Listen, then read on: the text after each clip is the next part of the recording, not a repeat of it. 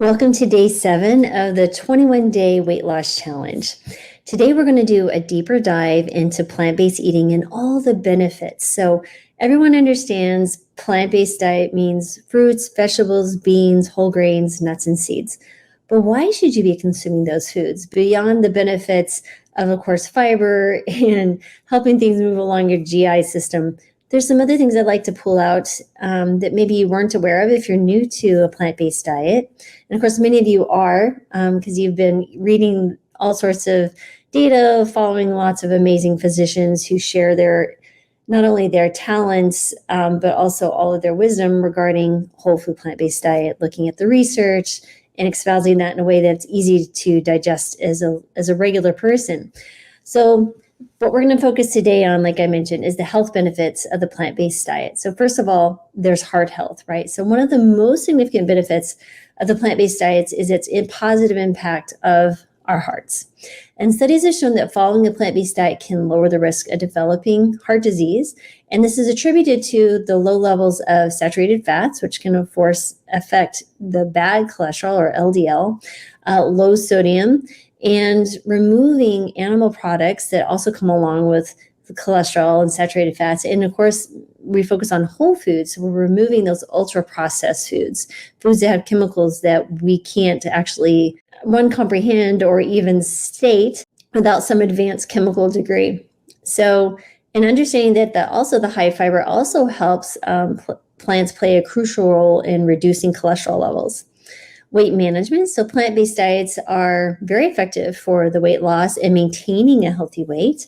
So plant-based foods are typically lower in calories and higher in fiber, of course, compared to animal products. And that leads to increased satiety and reduced caloric intake, which over the long course will help you maintain and lose weight, or lose and maintain weight. And then, of course, that makes it much easier if you don't have to count calories meticulously. But as you get closer to your weight loss goals, or if you're struggling, calorie counting could be a beneficial thing to do. And there is a component of the handout that describes in detail and a general ballpark calculation what you should be aiming for yourself to see a healthy calorie intake, still being able to support any of the activities that you have, but also see some significant weight loss over time, as long as there's consistency.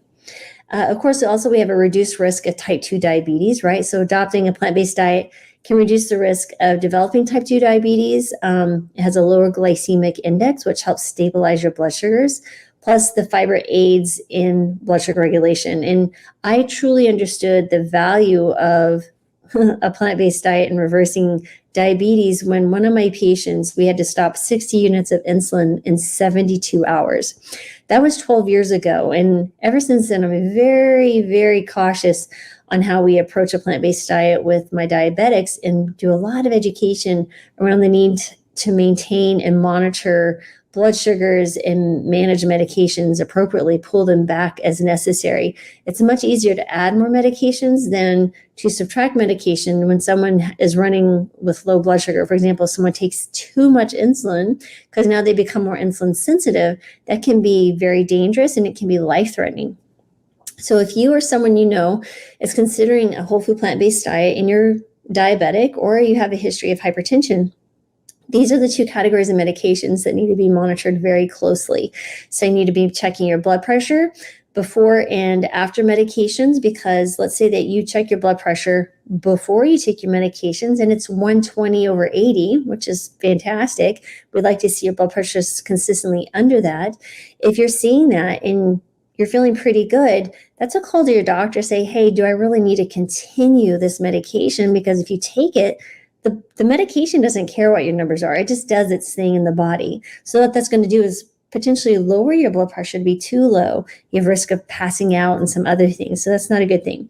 The same thing holds true for diabetes. So if you are transferring your diet to a whole food plant-based diet from a standard American diet specifically, and you start losing a significant amount of weight, and all these things start changing in the body, but you're keeping the same amount of medication, you're going to probably over-medicate yourself to the point you become what we call hypoglycemic, or you risk running very low blood sugars, which can be very, very dangerous and also life-threatening. And if you're a type 1 diabetic who is embracing a whole food plant-based diet, you will also notice that your need over time, especially if you are insulin resistant to begin with, your need of certain amounts of insulin will decrease over time. You obviously will still need insulin, but you may find that you don't need as much. Sometimes you'll see a 25 to 50% decrease depending on the person. So again, just please keep those things in mind. And if you have someone in your home who is partaking in your foods that maybe you're preparing and they are diabetic or hypertensive, please share these warnings with them as well. Just wanted to throw that out there. Also, there's some interesting studies around cancer prevention. So certain studies suggest that a plant-based diet may decrease the risk of certain types of cancer, particularly colon, breast, and prostate cancers. Really interesting research around prostate cancers, for example, from Dr. Dean Ornish, going back decades. The protective effect is due to the high levels of antioxidants, phytochemicals, and then the lower levels of carcinogens typically found in plant-based foods. You also, of course, get improved digestion health, right? So the high fiber content in plant-based diet is not only good for your heart and metabolic health, but also for your digestive system. So fiber aids in maintaining that healthy gut microbiome and promotes regular bowel movements, which are really crucial preventing digestive disorders. Enhanced mental health.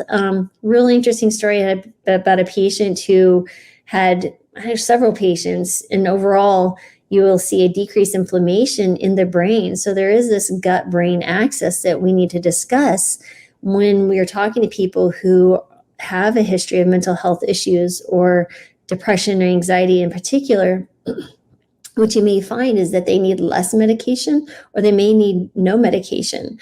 One other thing I'd like to also point out is that women, in particular, as you enter from ages 20 into your 30s, into your 40s and 50s, the amount of antidepressants actually doubles. So there may be also some discussion that need to be occurring with your doctor around menopause and perimenopause, and what are those hormonal things going on in your body. So medication, antidepressant may not be the right choice. Of course, we always embrace lifestyle changes, but there may be a discussion around if someone is a proper candidate for some type of menopause hormone therapy. So I always just want to point that out. Having being a woman in her mid-50s, I'm really understanding and trying to embrace education to women that we need to discuss this. And it's an important factor in our lives. So many challenges for women as they enter this phase into their life. And there's such an array of symptoms that sometimes they just feel like they're going crazy. But I get off the topic a little bit, but anyway, the mental health piece is so important. I've certainly seen patients who've had improvement of anxiety and depression, schizophrenia, bipolar disorder, all sorts of things. But I've also had patients who consume a very healthy whole food plant-based diet that still require medications. So there's no shame in eating medications, but we should be embracing all the activities that we can to enhance our health so we need less of them. Environmental benefits, of course, right? So though not a direct health benefit, it's worth noting that a plant-based diet is more sustainable, has a lower environmental impact, and compared to diets high in animal products. And then by choosing the plant-based diet, you're reducing greenhouse gas emissions, deforestation, and water usage. And of course, the ethical side of it, for me, I started just because patients had such a great improvement. I didn't have any health issues per se, but over the course of the last 12 years being on a whole food plant-based diet, I certainly embraced the animal ethics piece of this. So the vegan movement in that has certainly been now a bigger part of my life. And I think that is a very common story for people who transition to a plant-based diet for health reasons.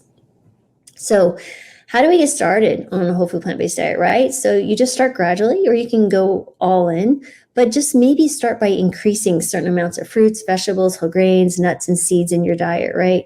The really important legumes, can never forget legumes, but maybe replace meat with the plant-based proteins like lentils, beans, tofu, or tempeh. Maybe experiment with a variety of recipes and flavors to keep it interesting and flavorful.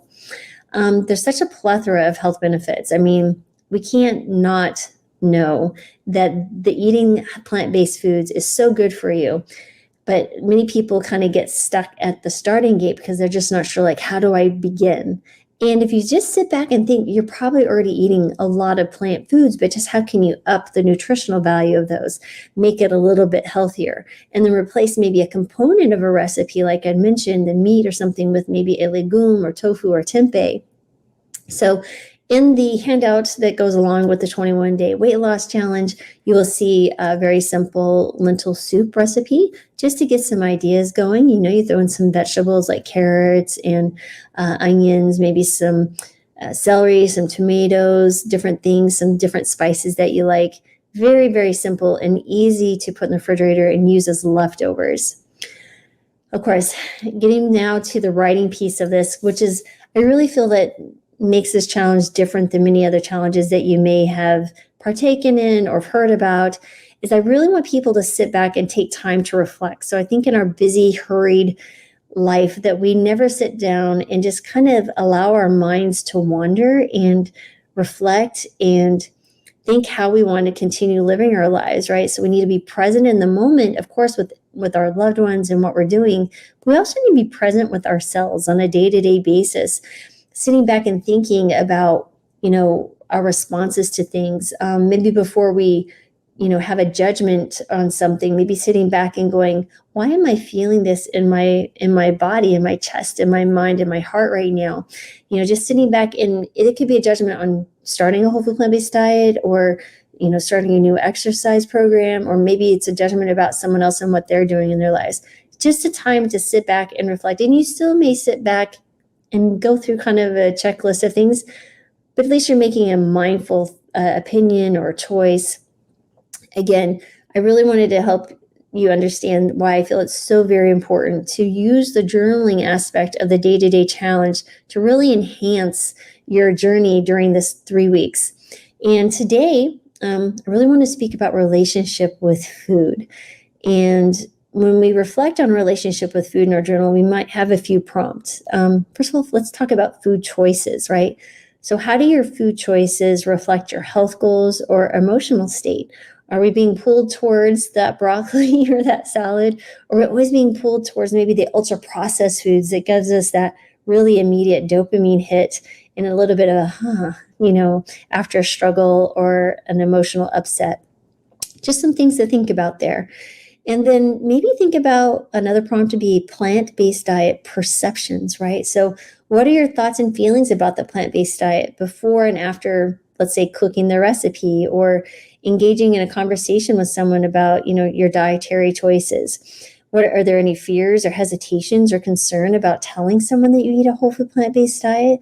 Are you concerned about being judged or ostracized from your social circles? These are really important things to think about. And then maybe how you feel like about navigating them. I have patients who really, really struggle with this because they know that they want to embrace a whole food plant-based diet for their overall health, but they struggle to understand the social implications. For them, it's really hard.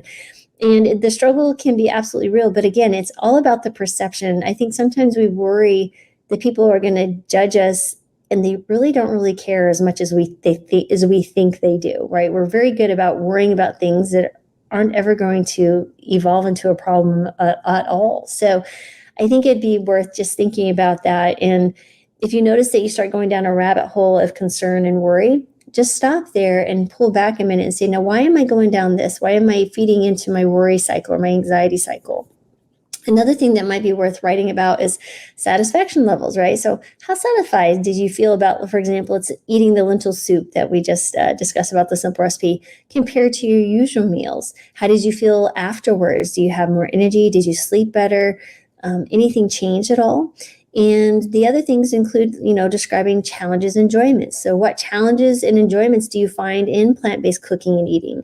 Are you struggling with certain recipes, cooking multiple meals for family, the communication with a spouse or colleagues? Really, really important to start sitting down and thinking about the challenges so that when they come, you already have a solution in hand, and it makes it much easier to go into a situation understanding that you have an arsenal or some tools in your toolbox to deal with any obstacles that might come up in any scenario. And then, of course, your future intentions. So how do you see plant-based meals fitting into your diet moving forward? Is this something that you'll be going wholeheartedly in, like whole fruits, veggies, beans, whole grains, legumes, nuts, and seeds every single meal of every single day, and excluding animal products and ultra processed foods to the best of your ability? Or do you feel like you're just going to, do it for this 3 weeks and stop, or maybe you'll do one meal a day? Be really curious to see what you guys think about that. So there is day 7's challenge, and I hope you have a wonderful rest of your day.